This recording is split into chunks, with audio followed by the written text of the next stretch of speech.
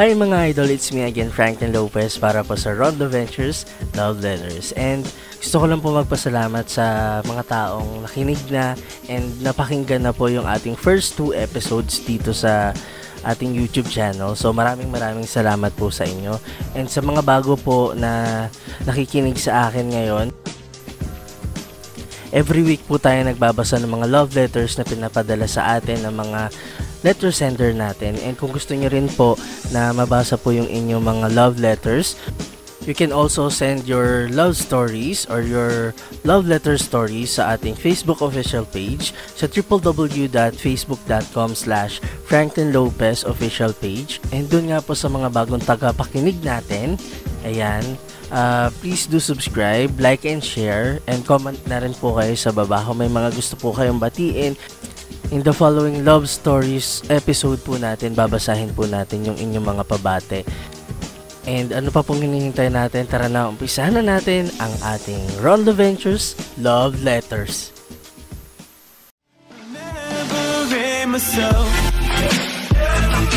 Take me right back to the start.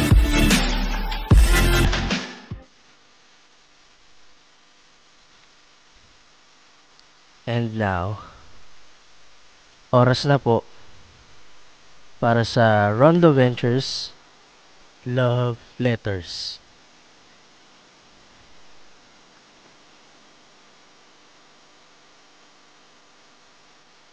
Para sa story natin today, pinadala po sa atin ito sa ating Facebook official page. Pinadala po sa atin ito ni Lucky. And this is open letter for her ex.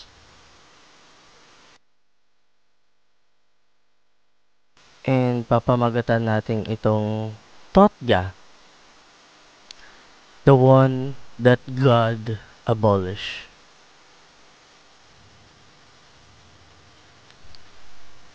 You were my everything. You were mine. You were my sun, my moon, my star. You were the person that I'm most comfortable with. You were my happy pill. Masaya naman tayo eh. 'Di ba? Ako, masaya ako habang kasama kita. I was always excited about going home because I know I will find you there, waiting for me. Sabay tayong kakain, magkikwentuhan, maglalambingan. Pero ngayon parang ayoko nang umuwi.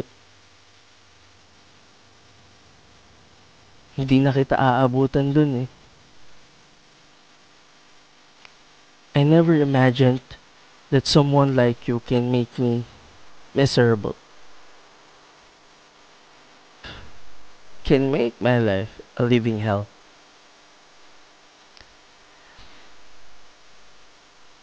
I'll never thought that you will be my greatest downfall. I loved you. Well, actually, I still do. I've never stopped loving you. And I think I never will. You were my first, definitely will be my last. But even if given a chance, I will never take you back. Dahil sa'yo, naranasan kong umiyak kahit saan. Kahit anong ginagawa, regardless of time. Dahil sa'yo, nawala lahat ng tiwala ko. Hindi lang sa ibang tao pero even sa sarili ko. Pakiramdam ko wala na akong halaga.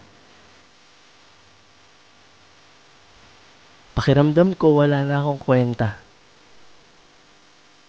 Dahil sa'yo, naranasan ko masaktan Pero kahit gaano pa kasakit yon, wala nang luhang pumapatak. I can feel it. It hurts badly. But my tears were nowhere to be found. Pero dahil din sa'yo, naranasan kong paulit-ulit na masaktan. Paulit-ulit na mabasag. Paulit-ulit na madurog pero nananatiling tanga. Nananatiling mahal ka. Masaya na nga akong paminsan-minsan nakikita ka. Paminsan-minsan nakakausap ka. Paminsan-minsan naririnig ang boses mo.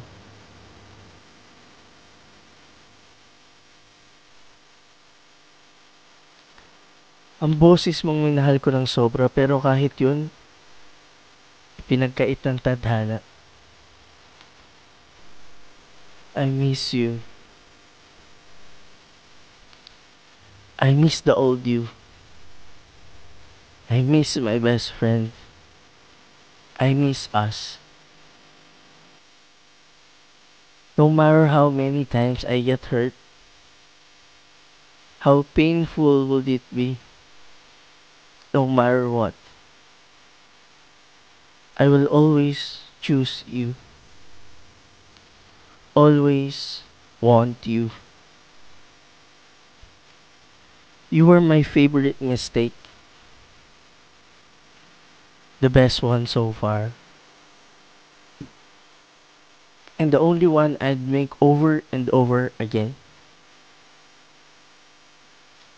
If loving you is a sin, then I'll be more glad to be called a sinner. Despite of the love that I have for you, I can't take you back. Not because I don't want you anymore, but because I don't want you to be in the wrong relationship again.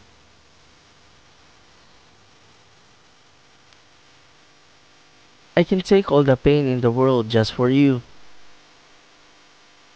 I can even die for you. That is how big my love for you is. Well, even if somehow I would want you back, I know for sure that you'll never get back to me. Di mo na ako mahal, di ba? Pero bakit? I don't know why. I don't know what happened. What is something that I did or something I said? Bakit naghanap ka ng iba?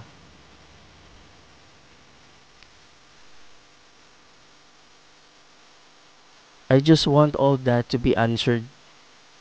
Because until now, I am still being haunted by those questions. It's been months. It's been months now. But nothing has changed. I still have that love for you. Growing every day. On the contrary,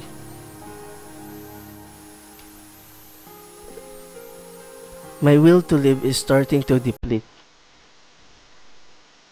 You are my battery. And every day that I am not seeing you drains my life force. Kaya nga minsan kahit ayaw mo ako makita, I'll still make a way para lang makausap ka. Alam mo ba kung bakit? Dumarating lang naman ako sa point na yan pag di ko na kaya eh. Sana hinayaan mo na lang ako. I don't even know how long I can take this pain. this suffering. Makaka-get over pa ba ako sa'yo? Susubukan ko, kakayanin ko. Huwag kang mag-alala, mahal ko.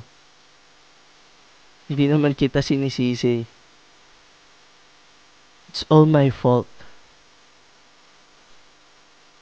It's my fault for not moving on. It's my fault for loving you more than I love myself. It's just that I can't live knowing you are not mine anymore.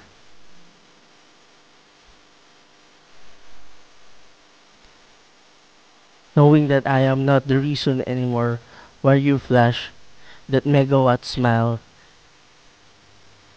that could light up even my darkest days. Knowing that someone else has already taken my place inside your heart. Knowing that you wouldn't love me anymore.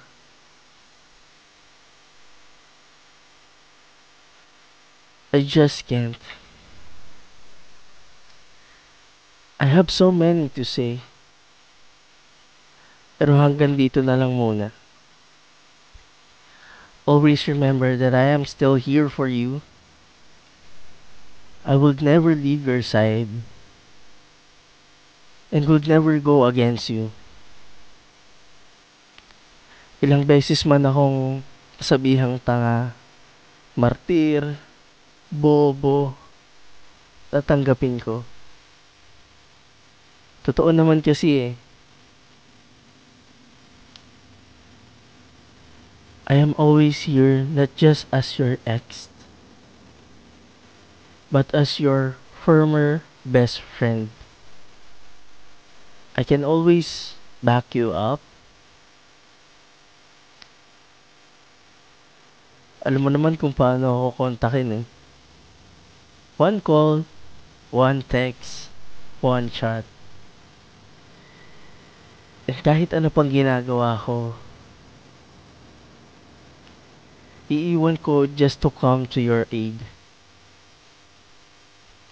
Sana nga kahit papano may puwang pa rin ako dyan sa buhay mo. Kasi ikaw, you will always have that special place in my heart. I love you so much. RLJ.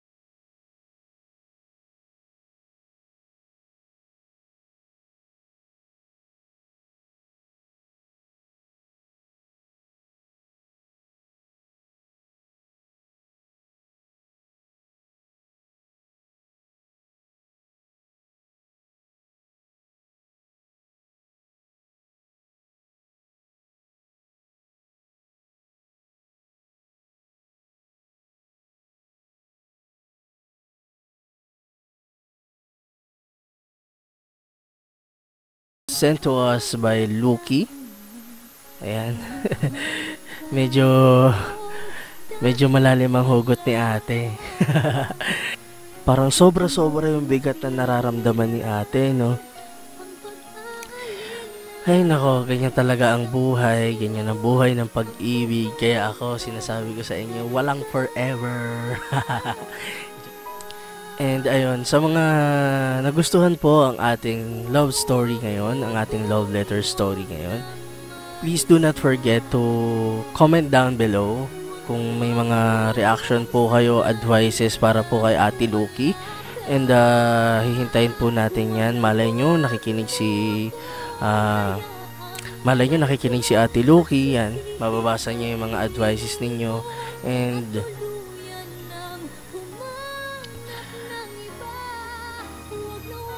And ayun po, maraming salamat po sa lahat ng patuloy na sumusuporta sa ating programa dito sa ating bagong pakulo dito sa ating YouTube channel. And yun na po, hintayin po natin yung inyong mga advices. And I'll make sure na mababasa po yan ni Ate Lucky. And sa mga gusto rin po magpadala ng kanila mga love letter stories, and yun na nga po, you may send po yung inyong mga letters sa ating official Facebook page sa www.facebook.com/FranklinLopezOfficialPage. And babasahin po natin yan. And hoping po ako na sana po yung next letter po na babasahin natin is sa inyo na po. And kung gusto nyo nga po, and kung nagustuhan nyo nga po itong ating stories for today, don't forget to give me a thumbs up. And huwag niyo pong kalimutan i-click yung subscribe and bell button to be updated on my next video. And follow nyo na din po ako sa aking mga social media accounts. I will put them in the description box below. Thank you for listening, guys. See you on our next stories.